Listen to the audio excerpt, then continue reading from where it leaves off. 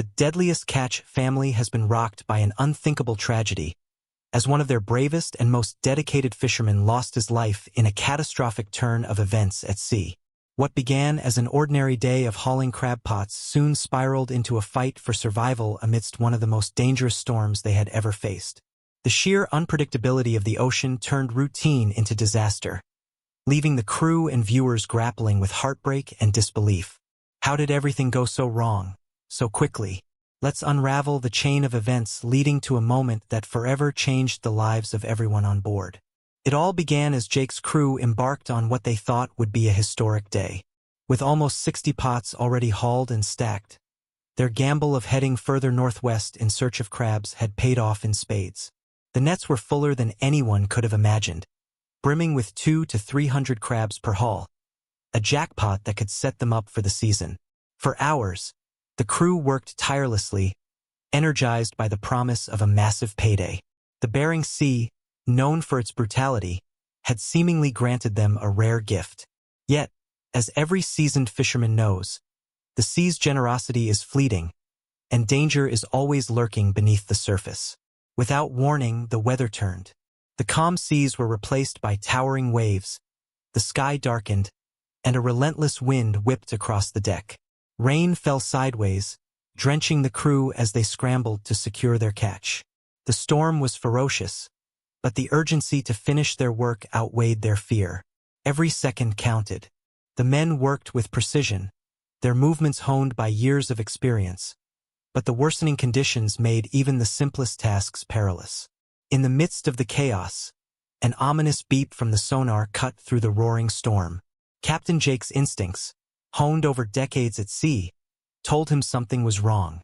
It wasn't a sound they'd encountered before, and its unfamiliarity sent a ripple of unease through the crew. Jake knew better than to ignore the warning signs of the ocean. He ordered everyone to prepare for the worst, his voice rising above the storm as he emphasized the importance of keeping the anchor cable tight. A loose cable could lead to the winch tearing off the ship, a disaster that would endanger them all. Tensions on the deck escalated as the crew fought against the storm.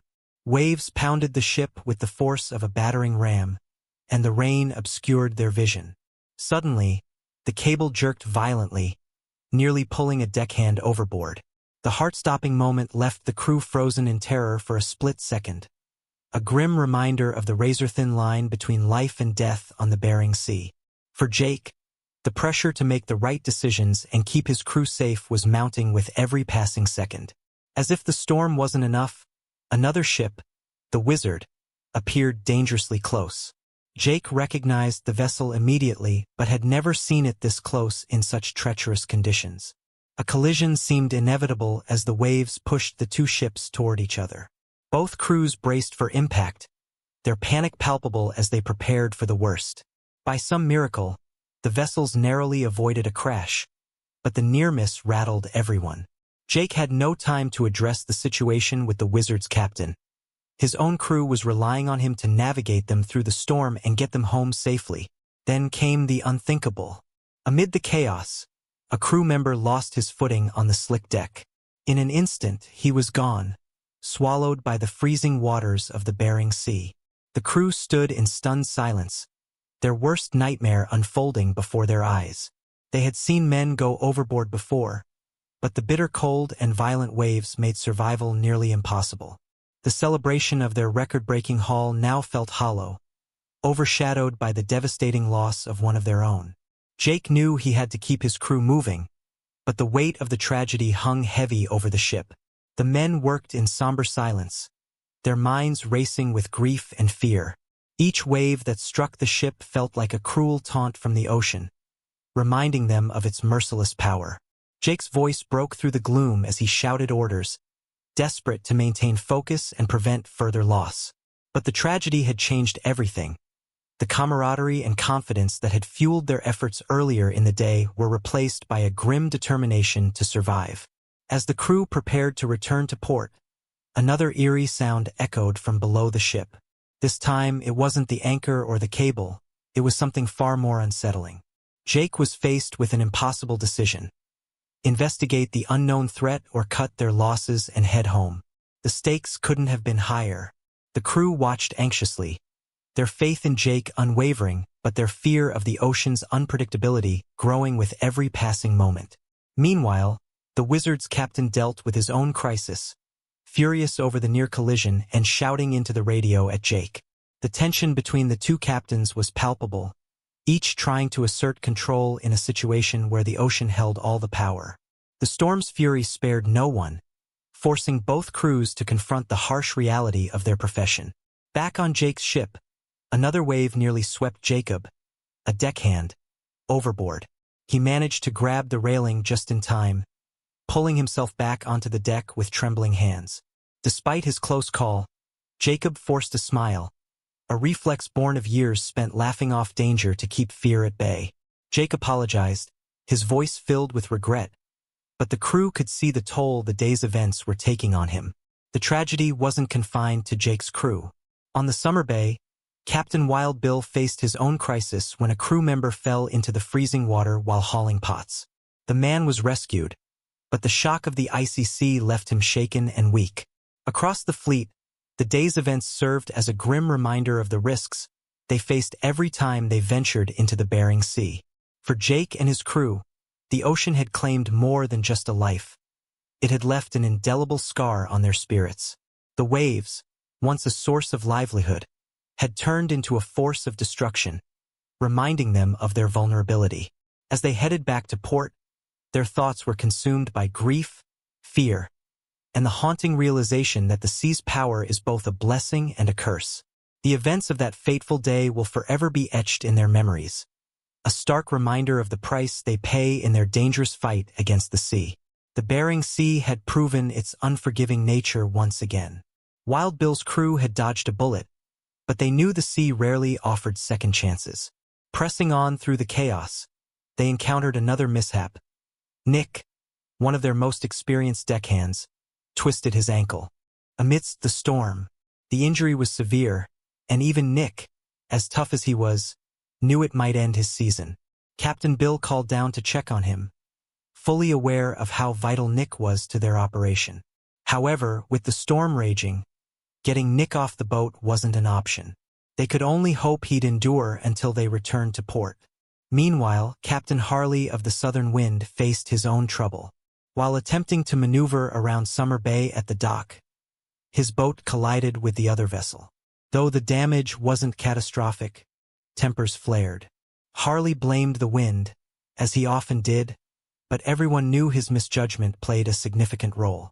The sea's unpredictability might be inevitable, but some mistakes were entirely avoidable, and this was one of them. The next day brought a deceptive calm. Captain Keith of the Ocean Challenger received a distress call from a nearby boat in trouble. He had just been laughing with his family over the radio, but the tone shifted instantly. The storm was closing in, and time was running out. The distress call wasn't just a plea for help. It was a sobering reminder of the dangers they faced daily. Keith's heart sank as he considered the slim odds of survival for the men overboard. The freezing water and relentless waves were unforgiving adversaries. He looked out over the horizon, heavy with the unspoken fear that their own distress call might be next. On the Cornelia Marie, Captain Josh faced a grim injury when deckhand Taylor got his finger caught in the coiler. The machinery, indifferent to human caution, left Taylor with a serious wound. Captain Casey stepped in to treat the injury, improvising with limited tools. The crew gathered in tense silence, knowing that a man down meant more strain for everyone else. The storm raged on, compounding their challenges. Taylor's injury was a stark reminder of the sea's ruthless nature. As the week dragged on, the men of Summer Bay, Saga, and Cornelia Marie bore the brunt of exhaustion, injuries, and relentless waves. Each captain, Jake, Wild Bill, Keith, Harley, faced challenges that pushed them to their limits. They battled the elements, near collisions, and personal losses, all in the name of survival.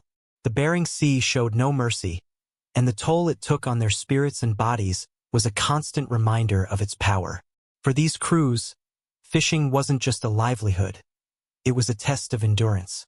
They went out for the thrill, the money, and the pride of their work, but sometimes the cost was unbearable. Each captain knew that the sea didn't offer second chances lightly. Yet they pressed on because stopping meant defeat and survival meant everything.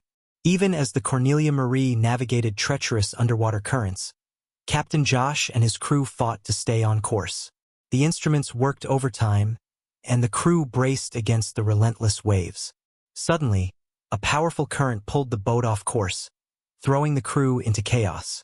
With teamwork and precise action, they managed to regain control, but the ordeal left them shaken. Relief was fleeting. The sea never gave them time to rest. On the Wizard, Captain Keith faced worsening conditions. Visibility was near zero, rain lashed the wheelhouse, and waves grew taller with every passing minute. When another distress call came in from a smaller boat, Keith knew the Coast Guard was stretched too thin to respond quickly. Against the odds, he decided to take action, rallying his crew to attempt a rescue. Despite their own exhaustion and the storm's fury, they prepared to risk everything to save lives, knowing all too well how high the stakes were on the Bering Sea. The crew of the Wizard was battered and bruised from the relentless assault of the waves. But when Captain Keith's voice crackled over the radio, there was no hesitation. They exchanged determined nods, bracing themselves for the challenge ahead.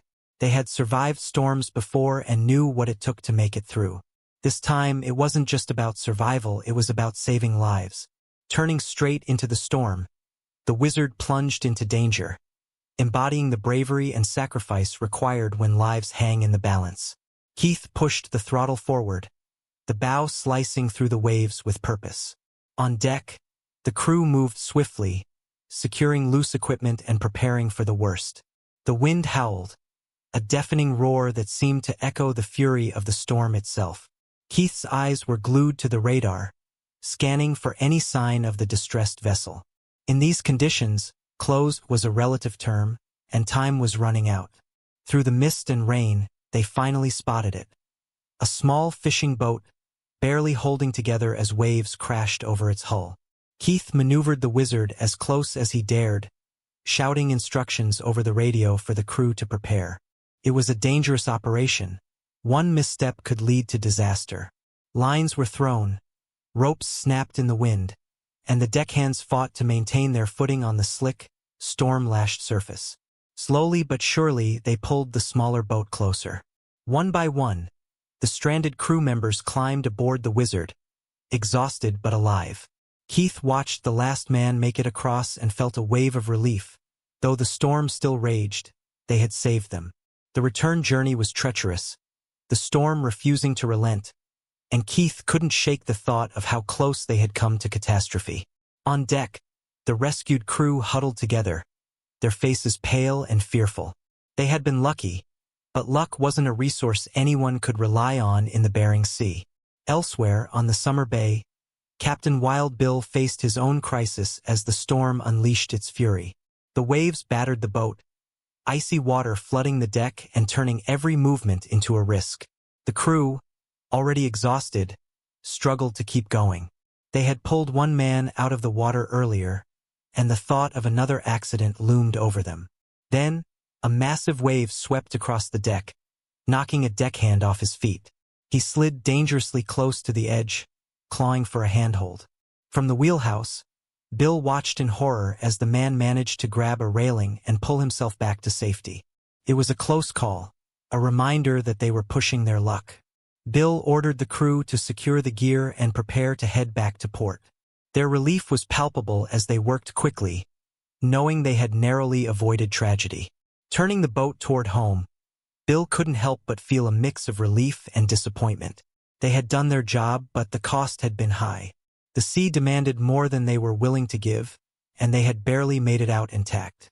Meanwhile, on the Cornelia Marie, Captain Josh and his crew continued to battle the storm. The relentless waves and howling wind turned the deck into a war zone.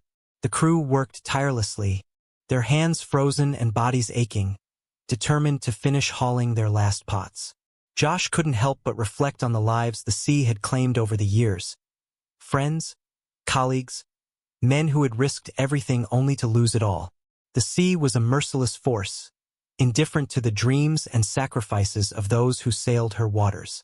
As the storm finally began to abate, the waves receded, and the wind died down.